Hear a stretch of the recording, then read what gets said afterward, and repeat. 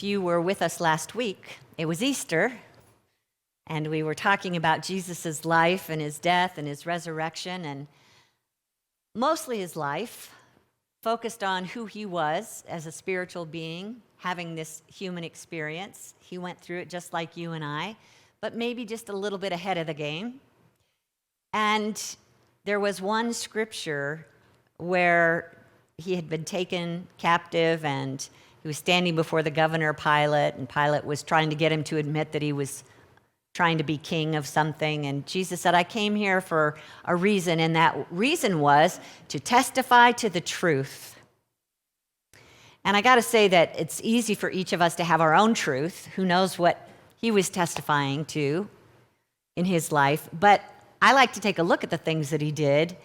And the thing that spoke to me most loudly when it comes to truth is showing us that we are eternal beings, having a human experience.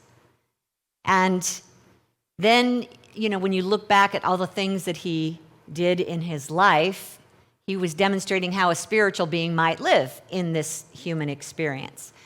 And even called us to do the things that he had done, and even greater things. Are you up for that? Easy for him to say, right? To be able to walk through our life always knowing I am eternal, I am unlimited, all things are possible.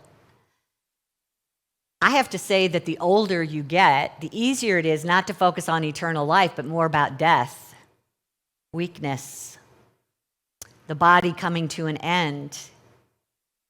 And I've been really witnessing that for my parents in the last 10 years. I kind of went back in my head this week to figure out when it all really started. And it's been 10 years of my life witnessing their process of ending the physical life experience. And lots of different stories going on in that. What my dad was experiencing with his dementia and his death, what my mom experienced losing her husband, and then her own weakness and frailty towards the end and her death, what my siblings were experiencing, watching our parents go through that demise and wondering if that was what lay ahead for us. That's really easy to do, really easy to get caught up in it. Is this my story? When I get to that point, will I live that long? Will I have those experiences?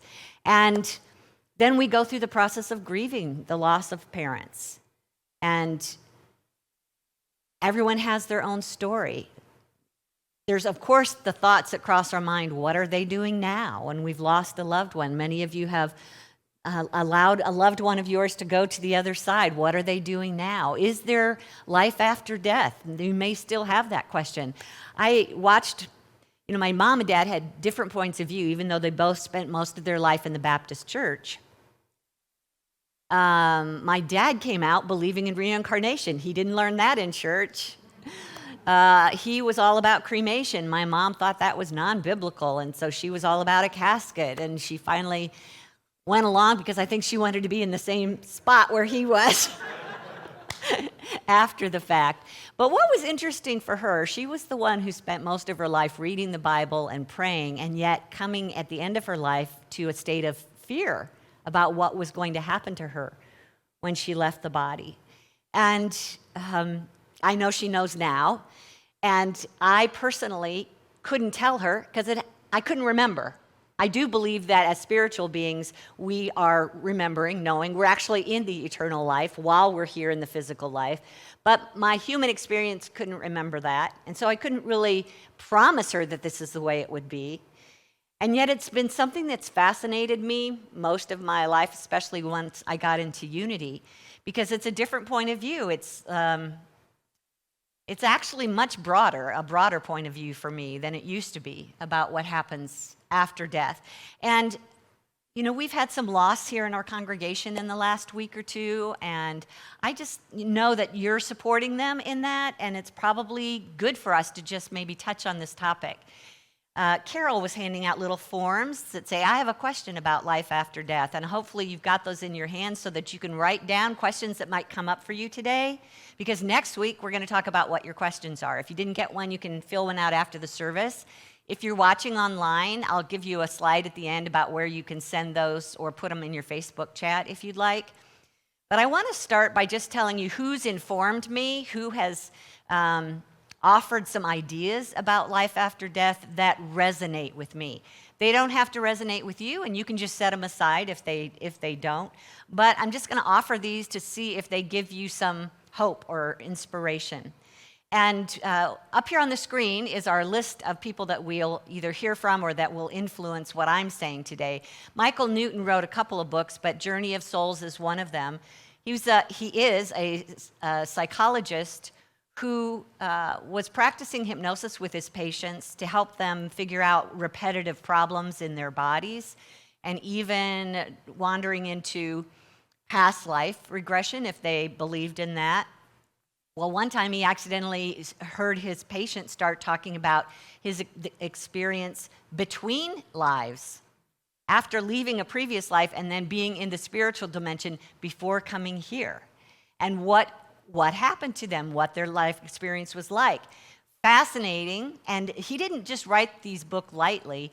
He actually worked with thousands of clients over decades before he finally assembled it all and found the common responses and came up with these books. So we'll hear some from him today. Anita Moorjani had a near-death experience. Eben Alexander had a near-death experience. He's a neurosurgeon. Hearing who we are as spiritual beings is helpful from a channel's perspective. Esther Hicks, who has a broader point of view of what we are in the body and outside of the body. We probably know someone or heard of someone who's sat with a medium, someone who's able to connect with our loved ones on the other side and share with us what they're saying. And that Suzanne Giesman has been kind of supporting my learning process. And of course, what Unity teaches about who we are here and there. So we'll talk about a little bit of all of that. And what I'm doing today is I'm going through some of the most common questions that people ask about life after death. So up here on the screen, we're going to start with one of the common ones. What happens at the time of death? What happens? Do we feel pain? Does it hurt to leave the body? If you have ever been with a person as they're dying, how many of you have literally been with someone? Wow, many of you. Yeah. So it's different for everyone. It depends on what their body is dying of and what that body is experiencing. And a lot of times if you're in care, then you're being given medication, so you don't really notice that pain. But the body might suffer. The question is, what's happening to you, because you are not the body. You are the spirit.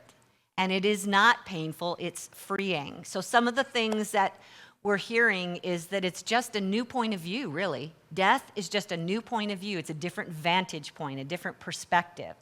So right now you're looking at me through your eyes, and you can see what's in front of you, and you can probably see a little bit off to your sides. But from the spirit, free from the body, your experience is more 360. What's going on all around you as a spiritual being. And as a matter of fact, Anita Moorjani in her near-death experience could also just turn her thought in a direction towards what is my doctor doing or saying, and he was way down the hall having a conversation with her family, and she could hear everything that they were saying. And then there was her ability to just think about her brother, and she could see him boarding a plane on in a completely different country. This is her freedom without the body. So think of no more physical impairment, but a sense of spiritual energy. We're not necessarily formed into something solid, but limitation disappears, and there is a sense of freedom. Something that Michael Newton gathered from his clients was that there's a feeling of a pull of yourself out of the body, and oftentimes up through the top of your head, and you recognize that you are light. And that feeling of freedom means there's no limits, there's no obstacles, there's nothing that's holding you to earth. You can rise up, hover over the scene. You can't touch anything like you used to, maybe just go right through it. And you also are just pretty relaxed about the whole thing, just observant, curious about what's happening. And you might notice your loved ones around and want to talk to them. They can't hear you. That might be a little confusing at first. Also, they may be distraught and you want to comfort them and you're sending them love and they may not be able to feel it because they're at a lower vibration. They're in grief. And when they're at that energy, they're not sensitive to your love being present right there with them. So you can be persistent if you want, but there's also this pulling sensation away from the scene. And again, you can resist that if you choose to stay with the scene and what's happening. Many of us want to stay and see what? What do you want to see most before you leave town? Say it again. Who will miss me? The funeral. Yes. I just imagine that whoever is deceased at a funeral is also completely alive and present for that moment. There's also just a recognition that every problem you had on earth no longer exists. Bills, your kids, driving you nuts, your work, whatever it is that was weighing you down, no more of that. And there is a sense of light, brightness, whether it's completely surrounding you first as you leave the body or perhaps as you're being drawn through this exit. That could be a portal, could be a tunnel, but something that may seem dark, but there's light at the end. And the whole experience of it is being in the presence of love. It's a healing experience. It's a freeing experience. It's peaceful and joy-filled. And most people say that they sense other beings with them. Could be the loved ones who've passed on. It could be your guides or your angels. But you're never alone in this process. So the next question is, what happens next? Is there a heaven? And that's something that people have asked me about what Unity believes. And we believe in it in several levels.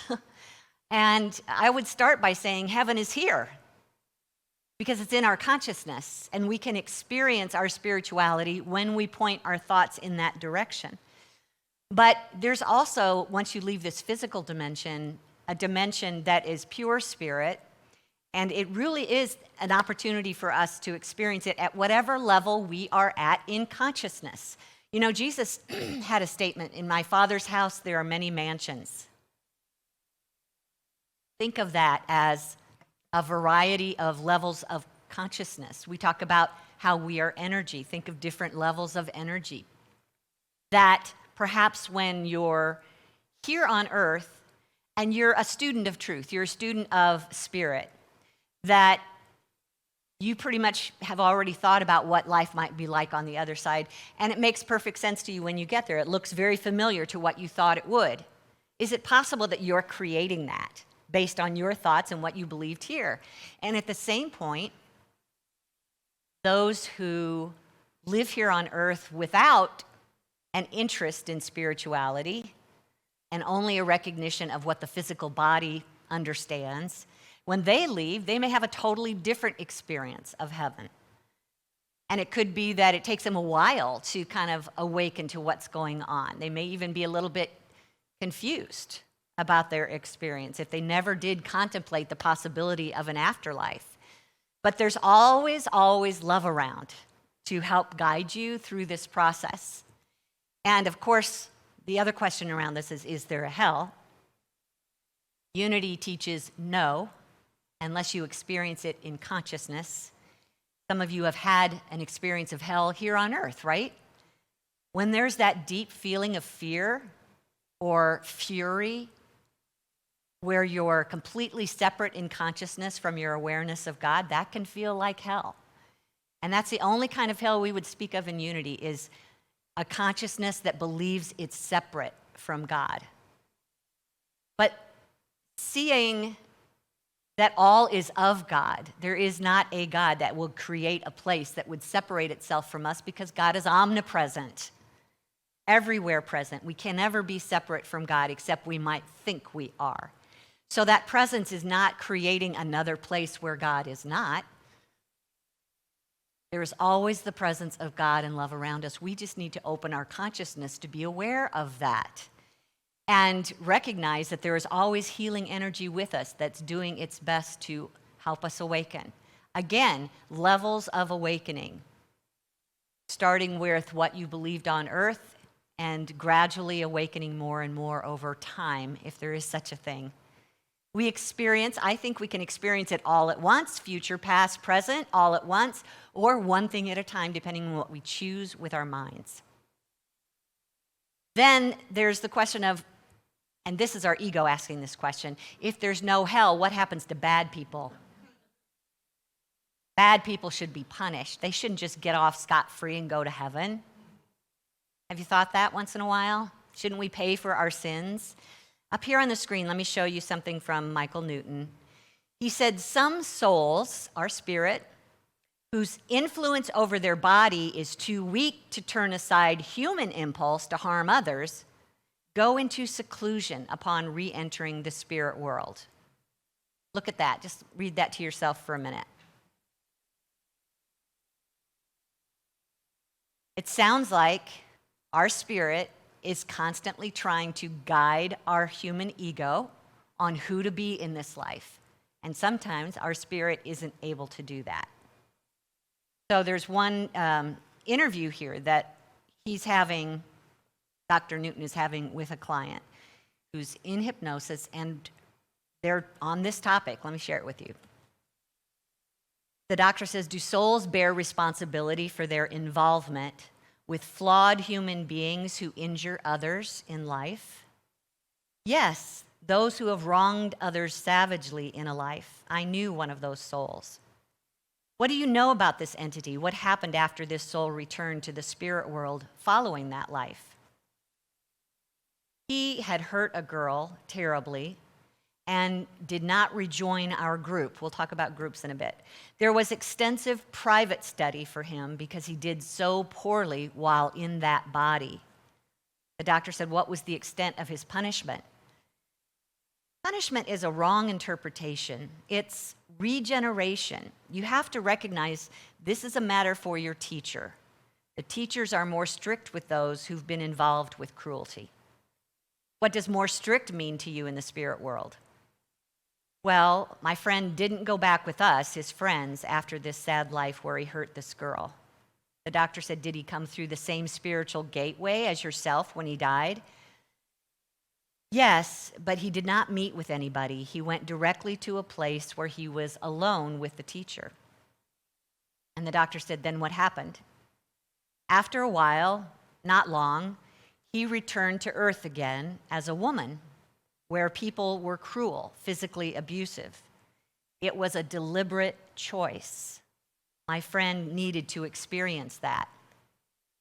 The doctor said, do you think this soul blamed the human brain of his former host body for hurting the girl?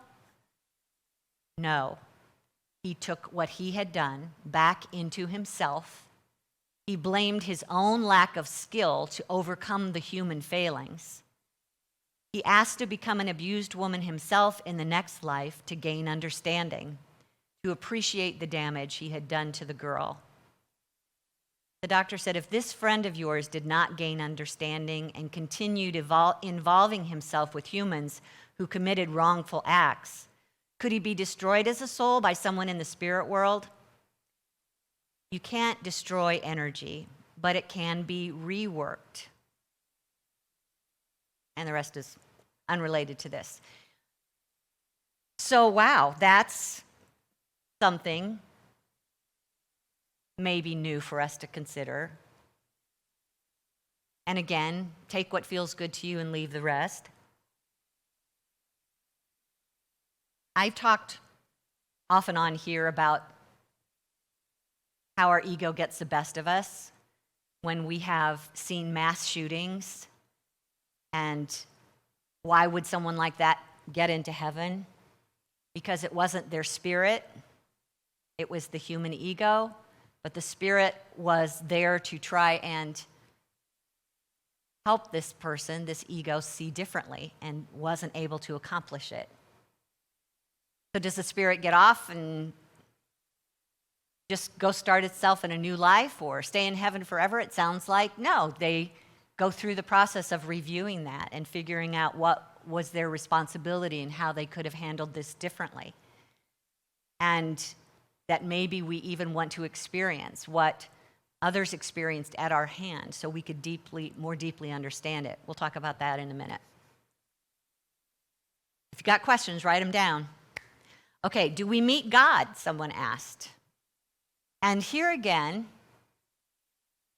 meeting God is going to be, I think, different for each of us, depending on your own consciousness, your own awareness of God, at least initially. One person, Sunny Dawn Johnston, is a medium who've heard from those on the other side regularly, and her understanding is this up here on the screen. Yes, you're an aspect of God, a thumbprint of the divine. And so in essence, you and God are one and the same. Like a drop of water in the ocean. Is it a drop of water or is it the ocean? We sing that song here, don't we? Each individual drop creates the ocean just as each individual soul creates the divine. So in truth, you have already met because you are one and the same. And I've also heard a story of a child having a near-death experience who sat on God's lap as a being, as a man on a throne, and coming back and telling that story. And I think that what we experience when spirit in general knows we're coming back into our body, that it's just a near-death experience, limits what we can experience. So it doesn't completely throw us off when we get back into the body and try finishing our lives. If we knew that we are eternal, infinite beings and unlimited, it would be pretty hard to come back into the body. So I think we're sheltered from knowing the fullness of our truth. If spirit knows we're going to choose to come back into the body. And so whatever was familiar with us on earth, this child raised in church, believing God on the throne, had that experience and comes back, had an experience that made him feel comforted and exactly what he expected to experience. And yet there are those who experience God not as a being. One person who is anonymous in this book, Imagine Heaven, said it's the pinnacle of everything there is. That's what God is to him. A pinnacle of everything there is, of energy, of love, especially of love, of warmth, and of beauty. You will, I think, have a variety of experiences of God. One of the most common statements in the Newton books are that it's a presence, a consciousness, aware of all that is and is all that is, and its consciousness is love. And it's expressing itself as each one of these unique spiritual beings. That'll be a mystery that we won't really be able to know until we get there. And even then, it can be a mystery to us until we evolve throughout eternity. Okay, so a common question, am I still me? Will I remember my life? I had the chance to sit with a medium, Jack Wells from our own congregation, after my parents passed, and one of the first things my mom said through him was, "Still the same old me." And I could hear her voice so clearly through that. Just having the same memories, relationships, still aware of all that. We remember the life that we had, and yet I don't think we spend a whole lot of time focused on this life when we're in that experience. We've got other things to do now, so it might start to feel more distant to us over time, never losing touch with our loved ones. And most commonly, do we review our life? Very common stories of reviewing our life like a movie, where we experience the emotions we had while here on life, in our life on earth, and also when we went to a crossroads and we chose left, we review that and we can see what it would be like to choose right and go live that life for a while in consciousness. I would love to do that. Looking forward to that. Also, feeling the feelings of others. This might be the closest thing to hell that we experience. That if we hurt another while we were here, we literally will feel what they experienced at our hand. And given an opportunity not to shame ourselves or judge ourselves, but to grow through that, to learn through that, to be able to make new choices if given that option again. And for those of us who were in life and struggling to understand something, we completely get it when we're out of the body. It all starts to make sense now because our consciousness is one with God, the all-seeing, all-knowing. So, common question, what is the afterlife like? What do we do? Beauty, what's it like? Beauty, love, joy. I hear commonly said that it's colors that you've never seen before that are just amazing. You can't even name them. Music in the air. Beautiful cities that are made out of love. These beautiful structures that are light, and you can literally feel the vibration of love in the walls. And somebody mentioned that when they, in a near-death experience, they entered a studio where music of complexity I couldn't begin to follow was being composed. How fun is that? Write it down. Write your question down, and I'll answer that. Who has another? Carol, can you grab another form for John and a pen? So this experience is, I go where I believe I go. It's, again, what do you want to experience in the afterlife? You are the creator. You are the creator of your afterlife. And you have the opportunity to experience whatever you choose to experience, all with the point of learning, growing, evolving. And what you're experiencing, you're contributing to the whole. One of the things in the Newton books that I read that excited me and resonated with me is that we come into expression as a spark off the divine, so to speak. The allness that God is, we spark off the divine as a unique expression of the allness of God. And if there is time, we are being sparked off at different times, and we hang out with other sparks that got sparked at the same time we did. So we are growing and evolving as a group, having similar experiences, and then coming back into the spiritual dimension to learn from our experiences. We might actually be in the physical with each other. I think we can probably identify certain people that we might call soulmates, or people that just feel like part of our life, deep, deep, deep connection. Those might just very well be part of your soul group, that you came here together to accomplish certain things, and now you're off back into the spiritual dimension talking about it, helping each other learn and grow from the experiences that you had. And yet, there is continual advancement. And I wanted to share this one story with you from Michael Newton's interview with a client. They're talking about different worlds, so to speak, in the spiritual dimension, one of which was called the world of all knowing. He said, Doctor, have you been to the world of all knowing? Patient, no, I'm not ready yet. I'm only aware of it as a place we strive for. Doctor says, what do you know about this spiritual area? It's a place of contemplation, the ultimate mental world of planning and design. I can tell you little about this sphere, except it's the final destination of all thought. The senses of all living things are coordinated there. The doctor says, then the world of all knowing is abstract in the highest form? Yes, it's about blending content with form, the rational with ideals. It's a dimension where the realization of all our hopes and dreams is possible. The doctor says, well, if you can't go there yet, how come you know about it? We get glimpses as an incentive to encourage us to make that final effort to finish our work and join the masters. I don't know if our work is ever finished, if we're eternal, but that sounded like fun and a little bit confusing for my left brain.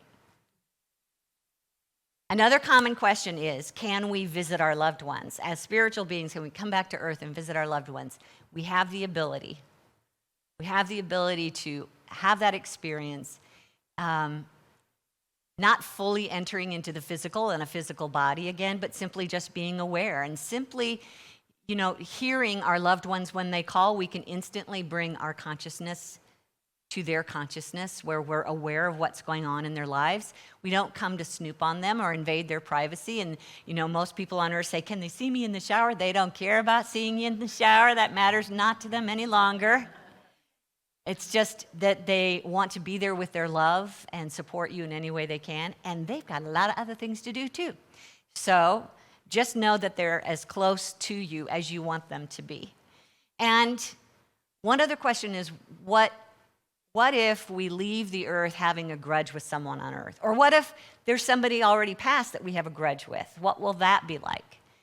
And I want you to remember that in spirit, you have a totally different perspective of life.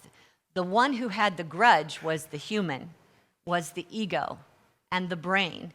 You, as your higher self, never had that grudge. That person's actions never touched you, never bothered you. You always felt pure love for them as spirit. And whether you're just leaving them behind, you're sending love, or you're meeting them in spirit, you're both pure love. So that is washed away. And the last question that people often ask, and this is yours to decide, do we come back? Another word for do we reincarnate? And I shared a little bit from Christian Sundberg last week, A Walk in the Physical.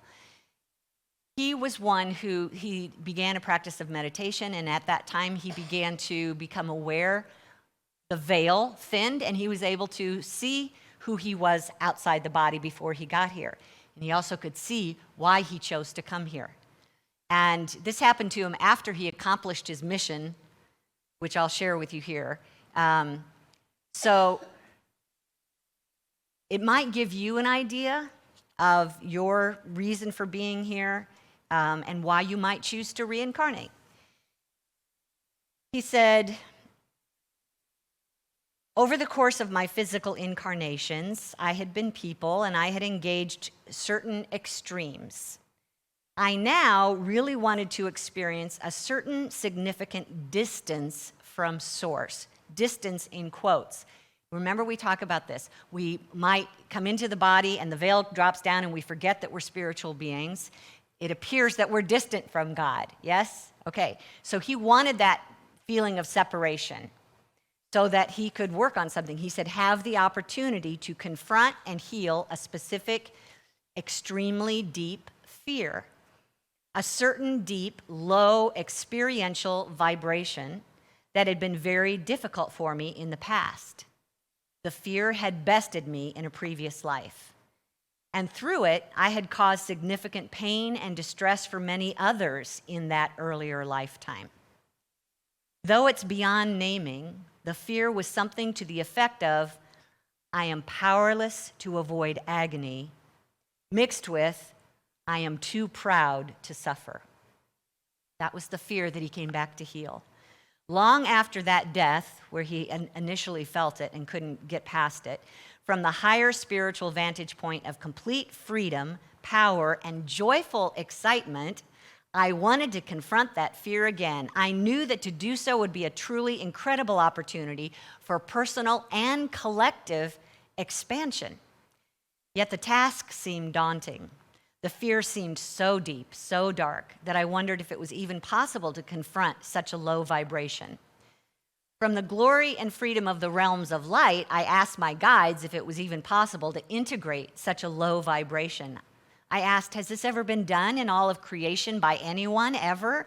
And they replied joyfully, yes, and you have all time available to you to do so. You don't get it done this time, you can do it next time kind of thing.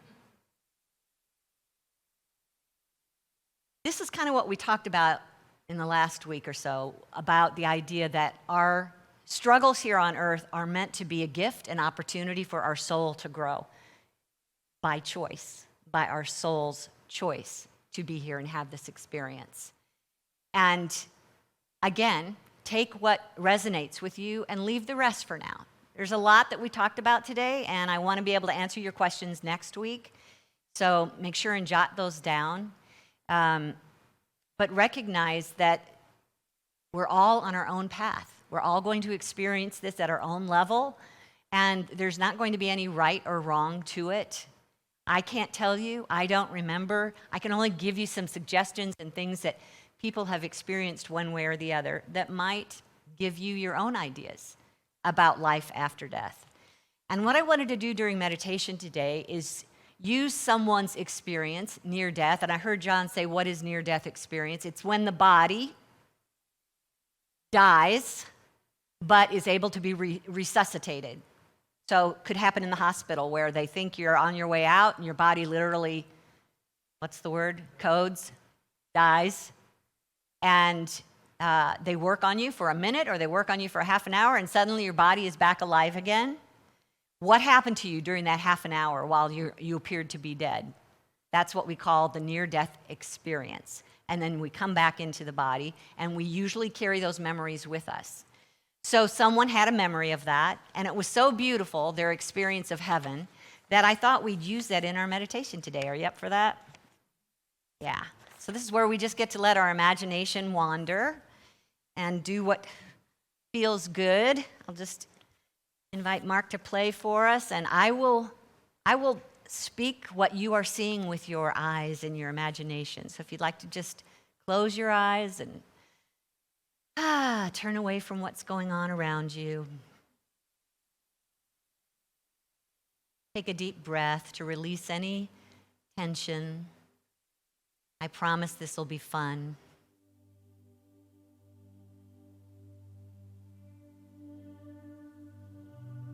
As your body relaxes, your attention is centered in your heart where there's only love. Parker, can I have my volume up a little bit, please?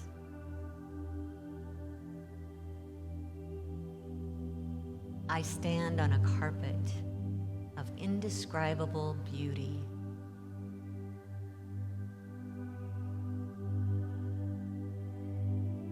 In the distance, there are trees growing at the edge of a forest.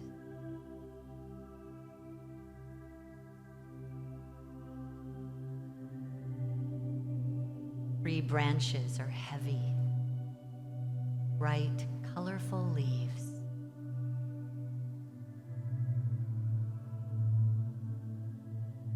My eyes thrill. I take in the striking, wild-hued flowers, all varieties, all shapes.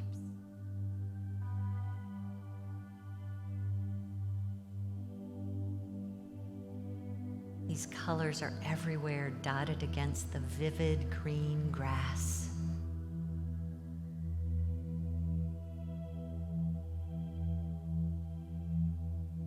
Like the leaves on the trees, the flowers sparkle from within.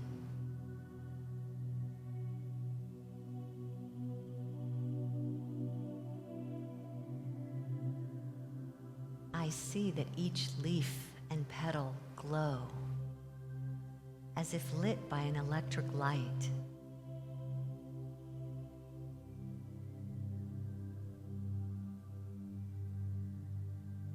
I don't feel cold, nor do I feel hot. The temperature seems perfect, and the crystal air is clear, pure, a sweet-smelling air.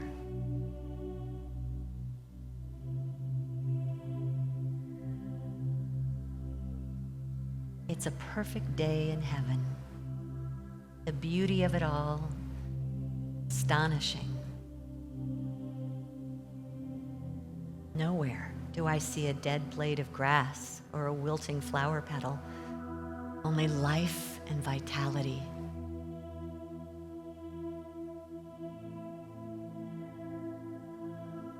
Infinite rays of colorful light permeate everything. It seems that every colorful thing I see shines from within, with colors that excite my eyes. My eyes dance about, looking everywhere for new colors, a kid in a candy shop.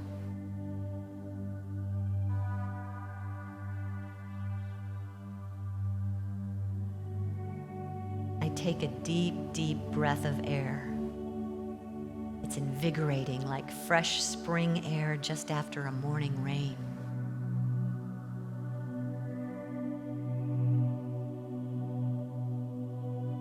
The whole sky is bright and golden, as if the sun has just set. And yet the sky is the inside of a great golden sphere.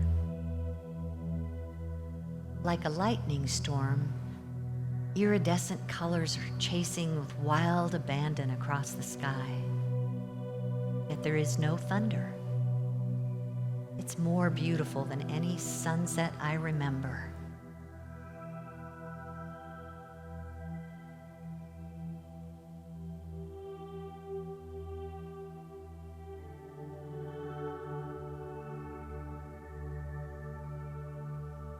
Upon closer inspection at a blade of grass, it seems that it's translucent green, letting light through, but you can't see through it clearly.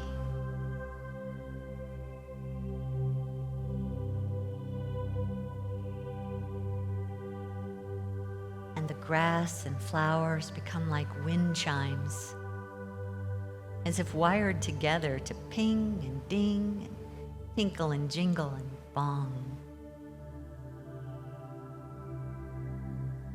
The wind plucks invisible musical strings.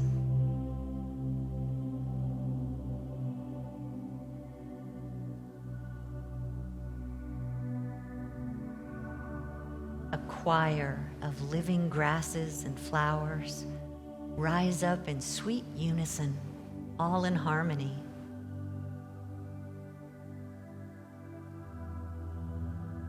The sound of joyous music arises from around my feet, and I know I am home and all is well.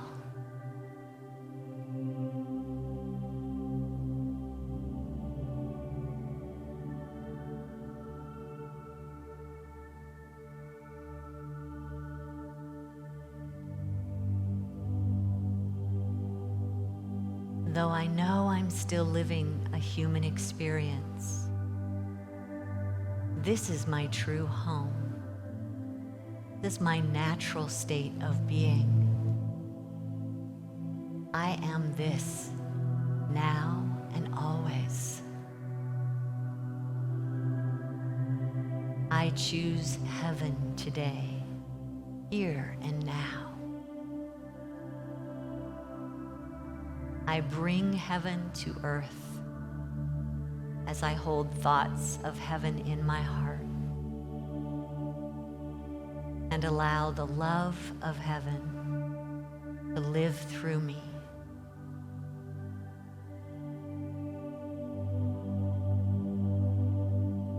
This is the truth of who I am, and now I let it be. So it is. Amen.